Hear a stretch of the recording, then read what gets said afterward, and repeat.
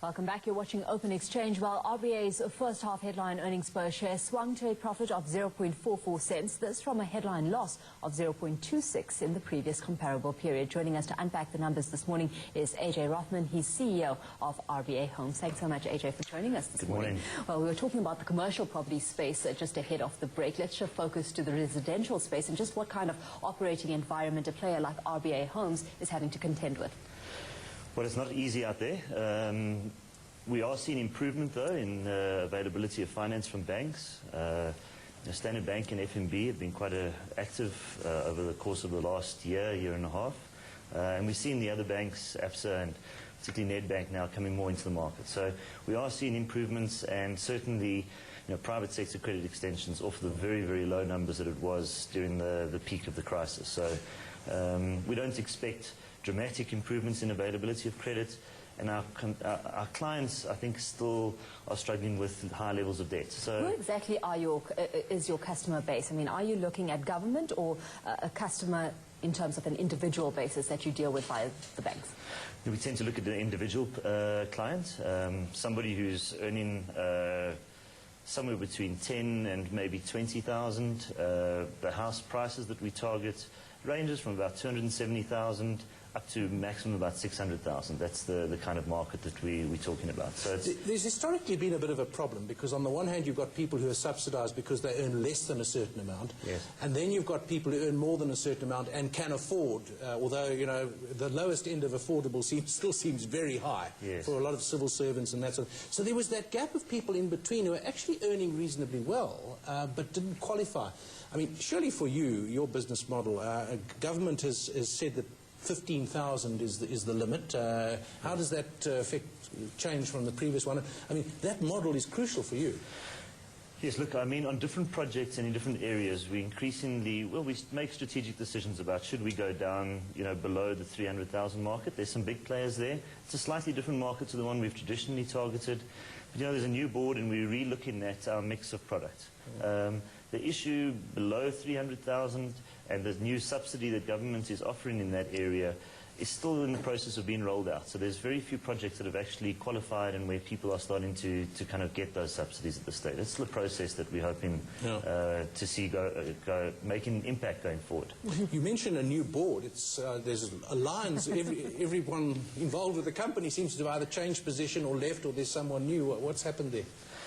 Well, I think that David, the previous CEO, did a fantastic job in taking RBA from being a very small company, from the early days of the business, and growing it into a medium-sized business, doing the listing, and then I think seeing the company through the very tough time through the recession.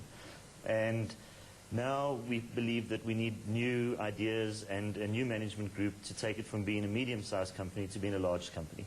I mean, you mentioned the financial results.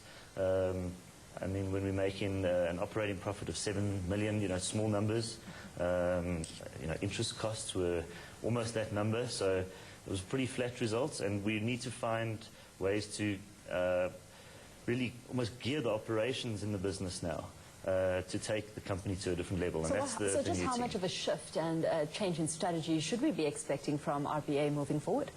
Well, I think the very first thing that we're going to focus on is bringing down debt and really improving the top line. So a very big focus on sales and marketing. Some of our competitors have got ahead there of us, and we intend catching up and really improving the top line. That's our way of reducing debt. So that's the board met on Thursday, very good first board meeting, and we've taken a number of initiatives that we'll kind of implement very shortly to actually improve our marketing. You said sales was disappointing, yes, in your marketing, so clearly there's got to be an effort there.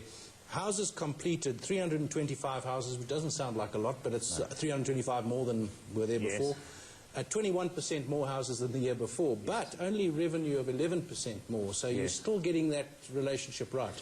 Well, this is the issue, is that there's a lot of operational gearing in this business, and we really need to improve the level of sales. And when you do that, it really does make a dramatic difference. The second half of this year, got two very big, or relatively big projects for us coming through in Southern Gateway, in Polokwane, and Kirkney in Pretoria.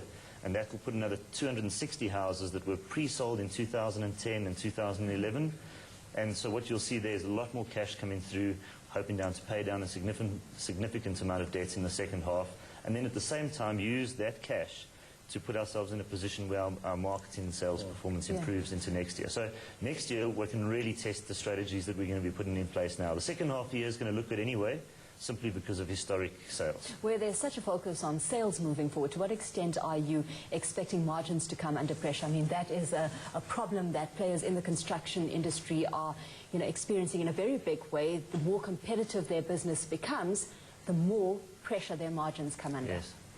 Well, I think you're 100% right there. We've been very careful not to increase prices in the last while, and we have seen some increase in costs, so that will put us under pressure. But I think in this business there's lots of opportunities to improve the costs through much higher efficiencies, procurement strategies and so on. So we're looking forward to implementing those. We were talking to Vunani a moment ago about their model where refurbishment is an important part of their redevelopment and so on, and they make money out of it. You talk about a complete process, which sounds like it's a competitive advantage. You buy the land, you get the town planning approval, you arrange the bonds. I mean, that sounds good, particularly at the lower end of the market where people are busy, they're working hard, and perhaps not as sophisticated as the upper end. Yes, look, I mean, you have to extract value across that entire chain if you're going to be competitive in this market. So all the major players really have a lot of those activities in-house. It's the only way to really compete, I believe. Yeah, well, unfortunately, we're going to have to leave the conversation there. Thanks so much for joining us, and congrats on a turnaround of the business, and that an interesting place to start. Interesting times ahead, it seems. Thanks so much, AJ, for joining us this morning. Of course, AJ Rothman is CEO at RBA Homes. And on that note, David just made his way to the video wall there, as you saw on screen. So, David, let's take a look at the opening picture on the markets here in South Africa. Well, look